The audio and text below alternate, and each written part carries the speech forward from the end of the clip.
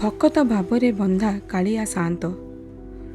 ସମସ୍ତ ତୀର୍ଥକ୍ଷେତ୍ରମାନଙ୍କ ମଧ୍ୟରେ ପୁରୁଷୋତ୍ତମ ଧାମ ପୁରୀ ଶ୍ରେଷ୍ଠ। ସମସ୍ତ ଦେବତାମାନଙ୍କ ମଧ୍ୟରେ ଶ୍ରେଷ୍ଠ ହେଉଛନ୍ତି ଶ୍ରୀ ଜଗନ୍ନାଥ। କାହିଁ କେଉଁ ଅନାଦି କାଳରୁ ଭିନ୍ନ ରୂପରେ ଭିନ୍ନ ଭାବରେ ସାକ୍ଷାତ ବ୍ରହ୍ମ ସ୍ୱରୂପ ଶ୍ରୀ ଜଗତର ନାଥ ଶ୍ରୀ ଜଗନ୍ନାଥ ପୁଣ୍ୟଧାମ ଶ୍ରୀକ୍ଷେତ୍ରରେ ବିଦ୍ୟମାନ ରହିଛନ୍ତି। ସେ ପରମବ୍ରହ୍ମ ହେଉଛନ୍ତି ବିଶ୍ୱମୟ ପୁଣି ବିଶ୍ୱତୀତ। ଏ ଚରାଚର ଜଗତର ସୃଷ୍ଟି ସ୍ଥିତି ବ୍ୟାପ୍ତି ଓ ସମାପ୍ତି ପୁଣି ଏ ମହାକାଳର ପ୍ରାରମ୍ଭ ତଥା ବିଲୟ ସମ୍ପର୍କରେ କେହି ବି ଜାଣନ୍ତି ନାହିଁ।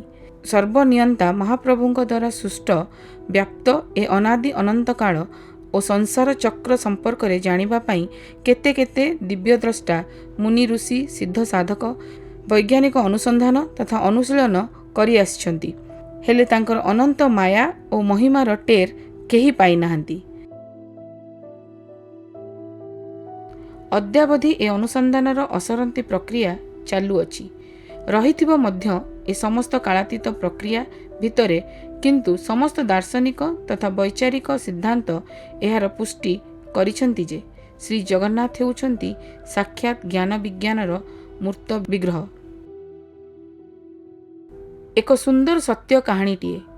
ଡକ୍ଟର ସୁଶାନ୍ତ କୁମାର ତ୍ରିପାଠୀ ଓଡ଼ିଶା ମାଟି ମାଆର ପୁଅ, ହେଲେ ସମୟକ୍ରମେ ଉଚ୍ଚ ଶିକ୍ଷିତ ପରିବାର ହୋଇଥିବାରୁ ନିଜ ପରିବାର ସହିତ ନିଜେ ବିଦେଶରେ ରୁହନ୍ତି। ସେ ଆମେରିକାର ନ୍ୟୁୟର୍କ ସହରରେ ଡାକ୍ତର ଚାକିରି କରନ୍ତି। ଅନେକ ଥର ଇଚ୍ଛା କରିଥିଲେ ବି କାର୍ଯ୍ୟ ବ୍ୟସ୍ତତା ଭିତରେ ରହି ଜଗନ୍ନାଥଙ୍କ ନିକଟକୁ ଦର୍ଶନ କରିବାକୁ ଆସିପାରିନାହାନ୍ତି। ଦିନେ ସୁଶାନ୍ତ ଚିନ୍ତା କଲେ, ଆସନ୍ତାକାଲି ମୁଁ ପୁରୀ ଯିବି, ଯାହା ବି ହେଇଯାଉ ପଛକେ। ଏମର୍ଜେନ୍ସି ପ୍ଲେନ୍ ଟିକେଟ୍ କରି ସିଧା ଦିଲ୍ଲୀ ଆସିଲେ ଓ ଦିଲ୍ଲୀରୁ ପୁରୀ। ଏକ ନିଶ୍ୱାସରେ ଆସିକି ପହଞ୍ଚିଲେ ପୁରୀ ସିଂହଦ୍ୱାର ନିକଟରେ। ମନରେ ଏକମାତ୍ର ଇଚ୍ଛା ଓ ଆଶା କାଳିଆ ଦର୍ଶନ। ସିଂହଦ୍ୱାର ନିକଟରେ ପହଞ୍ଚିବା ପରେ ଦେଖିଲେ ସିଂହଦ୍ୱାର ନିକଟରେ ଅତ୍ୟନ୍ତ ଭିଡ଼ ହୋଇଛି। ଆଉ ସେ ଭିଡ଼ ଭିତରେ ଦେହରେ ହଳଦିଆ ପାଟବସ୍ତ୍ର ପିନ୍ଧା କଳା ରଙ୍ଗର ଜଣେ ପଣ୍ଡା ତାଙ୍କ ନିକଟକୁ ଧାଇଁ ଆସୁଛନ୍ତି। ସେ ବି ଏକ ଅଜଣା ଶକ୍ତି ଦ୍ୱାରା ଆକର୍ଷିତ ହୋଇ ପଣ୍ଡାଙ୍କ ନିକଟକୁ ଗଲେ। ପଣ୍ଡା ଜଣକ ସୁଶାନ୍ତ ବାବୁଙ୍କୁ କହିଲେ, ବାବୁ ଆପଣ ଦର୍ଶନ କରିବେଟି? ବିନା ସନ୍ଦେହରେ ଆଗ୍ରହର ସହିତ ସୁଶାନ୍ତ ବାବୁ ଆଜ୍ଞା ନମସ୍କାର ଆଜ୍ଞା କହି ସହମତି ପ୍ରକାଶ କଲେ। ପଣ୍ଡା ଜଣକ ସୁଶାନ୍ତ ବାବୁଙ୍କ ହାତ ଧରିକି ସିଧା ସିଧା ମାଡ଼ି ଚାଲିଲେ ଜଗମୋହନ ନିକଟକୁ।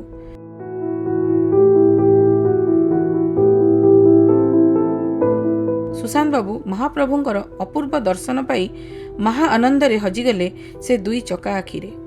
ଦର୍ଶନ ପରେ ଆନନ୍ଦ ବଜାରରୁ ଶୁଖିଲା ପ୍ରସାଦ କିଛି କିଣି ବାହାରି ଆସିଲେ ଏବଂ ମନ୍ଦିର ବାହାରେ ପଣ୍ଡାଙ୍କୁ ପ୍ରଣାମ ଜଣାଇ ପଣ୍ଡାଙ୍କଠୁ ବିଦାୟ ନେବା ଉଦ୍ଦେଶ୍ୟରେ ଧନ୍ୟବାଦ ଶବ୍ଦ ସହିତ 4ଟି 2000 ଟଙ୍କିଆ ନୋଟ ପଣ୍ଡାଙ୍କୁ ବଢ଼ାଇ ଦେଲେ। କିନ୍ତୁ ପଣ୍ଡା ଜଣକ ଆଶୀର୍ବାଦ ଦେଇ ମୋର ଟଙ୍କା କ'ଣ ହେବ ବାପା କହି ହସିଦେଇ ମନ୍ଦିର ଭିତରକୁ ଚାଲିଗଲେ। ସେ ମନେ ମନେ ଭାବି ଆଶ୍ଚର୍ଯ୍ୟ ହେଉଥାନ୍ତି, ପଣ୍ଡା ଜଣକ ଏତେ ଭଲ କରିକି ମୋତେ ଦର୍ଶନ କରାଇଲେ, ହେଲେ ଦକ୍ଷିଣା ନେବାକୁ ମନା କଲେ କାହିଁକି? ହଉ, କାରଣ ଯାହା ହେଉ ମୋତେ ଫେରିବାକୁ ହେବ କହିକି ଗାଡ଼ିରେ ବସିକି ବାହାରିଲେ। ଫେରିବା ବାଟରେ କୋଣାର୍କ ନିକଟରେ ଏକ ବନ୍ଧୁଙ୍କ ହୋଟେଲରେ ଖରାବେଳ ଭୋଜନ କରିବା ପାଇଁ ଅଟକିଲେ।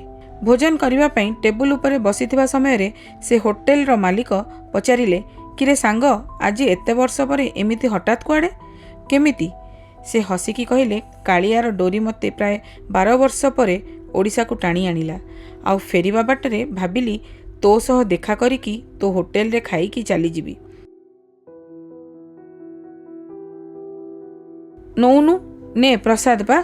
ହୋଟେଲ ମାଲିକ ମହାପ୍ରସାଦକୁ ପ୍ରଣାମ ଜଣାଇ ହାତଟିକୁ ବଢ଼ାଇ ଦେଲେ ଏବଂ ମହା ଆନନ୍ଦରେ ମହାପ୍ରସାଦ ପାଇଲେ। ପାଇସାରି କହିଲେ, ଆରେ ସାଙ୍ଗ, ଆସିଲୁ ସେ ପୁଣି ଏ କରୋନା ସମୟରେ, ଲକଡାଉନ ସମୟରେ ଏତେ କଷ୍ଟ କରିକି କାହିଁକି ଆସିଲୁ? ତୁ ତ ମହାପ୍ରଭୁଙ୍କ ଦର୍ଶନ କରିପାରିନଥିବୁ ରେ, କାରଣ ଏବେ ତ ମନ୍ଦିର ଭକ୍ତ ନିମନ୍ତେ ବନ୍ଦ ଅଛି, ତୁ କ'ଣ ଜାଣିନୁ? ଏହା ଶୁଣି ଡାକ୍ତରବାବୁଙ୍କର ଛାତି ଥରିବା ସହିତ ଆଶ୍ଚର୍ଯ୍ୟ ବି ଲାଗୁଥାଏ।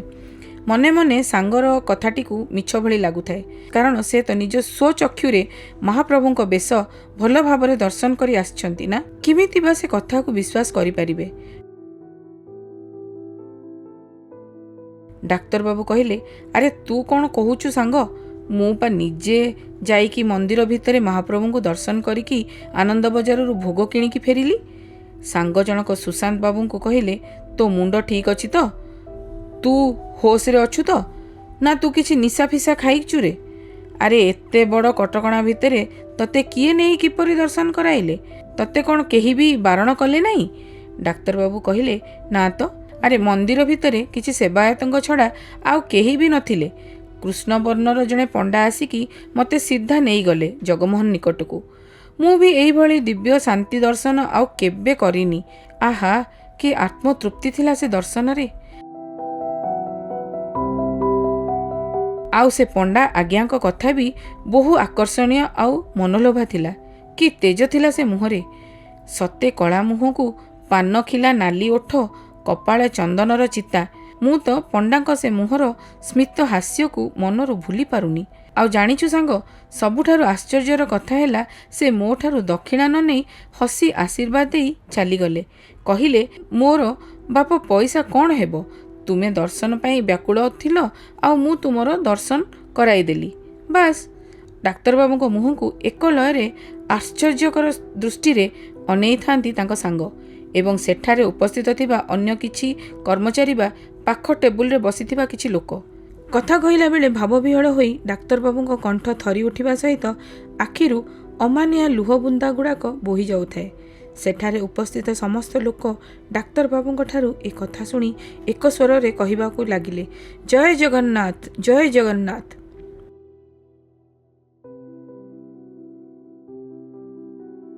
ସାର୍, ଆପଣ ମହାନ। ସେ ପଣ୍ଡା ଜଣକ ଖାଲି କୃଷ୍ଣବର୍ଣ୍ଣର ହିଁ ନଥିଲେ, ସେ ସ୍ୱୟଂ ପ୍ରଭୁ ଜଗନ୍ନାଥ ହିଁ ଥିଲେ। ସେ ସର୍ବଚିତ୍ତଚୋର ଶ୍ରେଷ୍ଠ ମାୟାଧର। ଆପଣଙ୍କ ଦୃଢ଼ ଇଚ୍ଛା ଓ ଭକ୍ତି ଭାବରେ ମହାପ୍ରଭୁ ଆକର୍ଷିତ ହୋଇ ନିଜେ ପଣ୍ଡା ରୂପରେ ଆସି ଆପଣଙ୍କୁ ସୁରକ୍ଷାର ସହିତ ଦର୍ଶନ କରାଇଲେ। ଡାକ୍ତରବାବୁ ହାତ ଯୋଡ଼ି କହିଲେ, ମହାନ ତ ମୋ ଜଗନ୍ନାଥ ଏବଂ ତାଙ୍କର ସେ ଭକ୍ତ ଭାବଗ୍ରାହିତା ଗୁଣ। ମୁଁ ତ ଛାର ଅଧମ ଦାସଟିଏ, ଯାହା ପ୍ରଭୁ ଆଜି ଦୟା କରିକି ଧନ୍ୟ କରିଛନ୍ତି। ଏକଥା ଏକ ସୁନ୍ଦର ମନଗଢ଼ା କାହାଣୀ ଭଳି ଲାଗୁଥାଇପାରେ ସତ, କିନ୍ତୁ ଏହା ଥିଲା ମାୟାଧରଙ୍କ ମାୟାର କାହାଣୀ। ଭକ୍ତଙ୍କ ମନସ୍କାମନା ପୂରଣ କରିବାକୁ ଯାଇ ନିଜେ ପଣ୍ଡାଙ୍କ ରୂପରେ ଆସି ଅନ୍ତର୍ଧ୍ୟାନ ହୋଇ ସମସ୍ତଙ୍କୁ କିମିଆ କରି ଭକ୍ତ ହାତ ଧରିକି ନେଇକି ଦର୍ଶନ କରାଇପାରେ ସେ। ଆଉ କେହି ନୁହେଁ, ଏ କଳିଯୁଗର ପଥର ଦେଉଳେ ବସିଥିବା ମୋ ମାୟାଧର ଜଗନ୍ନାଥ। ଆମ ଧର୍ମ, ସଂସ୍କୃତି ଓ ପରମ୍ପରା ବିଷୟରେ ଅଧିକ ଜାଣିବା ପାଇଁ ଦେଖୁଥାନ୍ତୁ ଭକ୍ତି ଓଡ଼ିଶା, ଆଧ୍ୟାତ୍ମିକତାର ଅନୁଭବ।